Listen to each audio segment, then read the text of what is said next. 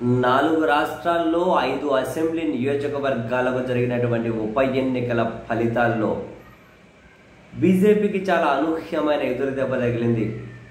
చివరికి గుజరాత్లో బీజేపీ అధికారంలో ఉంది కదా, గుజరాత్లో కూడా బీజేపీకి కంచుకోటగా ఉన్న నియోజకవర్గం నుంచి బీజేపీ అభ్యర్థి ఓడిపోయారు.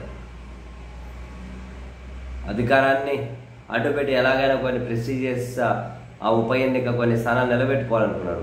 గుజరాత్లో 2 స్థానాలకు జరిగితే ఒక స్థానం బీజేపీ ఓడిపోయింది, ఆమ్ ఆద్మీ పార్టీ గెలిచింది. ఇంకో చోట బీజేపీనే గెలిచింది, రెండు చోట్ల జరిగింది.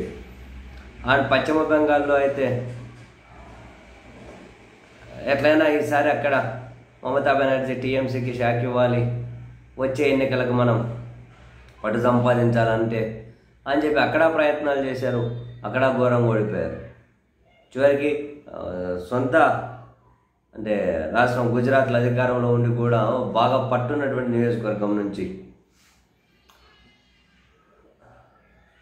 కేరళలో ఒక స్థానం అయితే కాంగ్రెస్ గెలుచుకుంది, పంజాబ్లో ఇంకో స్థానం ఆమ్ ఆద్మీ పార్టీ అయితే గెలుచుకుంది.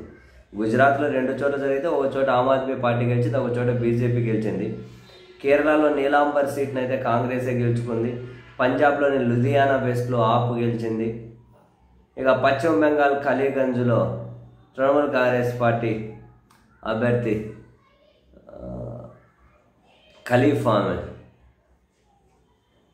దాదాపు ఇంకా ఫైనల్ ఫలితం ప్రకటించలేదు, దాదాపు 30,000కు పైగా మెజారిటీలో ఉన్నారు. చాలా ఇంట్రెస్టింగ్. మరీ ముఖ్యంగా గుజరాత్లో బీజేపీకి చాలా ప్రతిష్టాత్మకంగా తీసుకున్నటువంటి సీట్ అది. విసవాదర అనే నియోజకవర్గం బీజేపీ చాలా ప్రెస్టీజియస్గానే తీసుకున్నది. అయితే అక్కడ ఆమ్ ఆద్మీ పార్టీ కూడా ఏం అంచనాలు లేవట. రాష్ట్రంలో బీజేపీ అధికారంలో ఉంది, కేంద్రంలో బీజేపీ అధికారంలో ఉంది, అక్కడ బలమైన పట్టుంది బీజేపీకి అని. అయినా కూడా ఒక మాజీ పోలీస్ అధికారి ఇటాలియన్ ఒక మాజీ పోలీస్ అధికారిని బరిలోకి దించింది. ఏకంగా 18,000 ఓట్ల తేడాతో విజయం సాధించారు.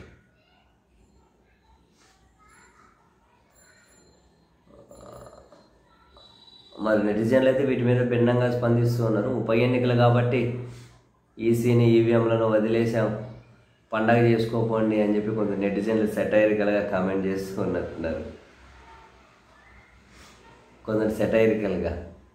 మరి గుజరాత్లో 2 చోట్ల జరిగితే ఒక చోట బీజేపీ ఓడిపోయింది, పశ్చిమ బెంగాల్ అదే పరిస్థితి, పంజాబ్ అదే పరిస్థితి, ఇంకా కేరళలో కూడా. సరే, కేరళలో వాళ్ళ ఉనికి ఉండదు కాబట్టి సరే అక్కడైతే కాంగ్రెస్ పార్టీ గెలిచింది. అదేందో ఉప ఎన్నికల ఫలితాలైనా మెయిన్ రిజల్ట్స్ వచ్చి కొన్ని రోజుల ముందు ఏం ఎన్నికలు జరిగినా బీజేపీ దాని పక్షాలకు ఎదురు దెబ్బలే తగులుతూ ఉంటాయి. అసలైన ఎన్నికలు వచ్చేసరికి మాత్రం వాళ్ళ చేతులు వేరే వాళ్ళకి ఎదురు దెబ్బలు తగులుతూ ఉంటాయి. అదేంటో అర్థం కాదు మరి.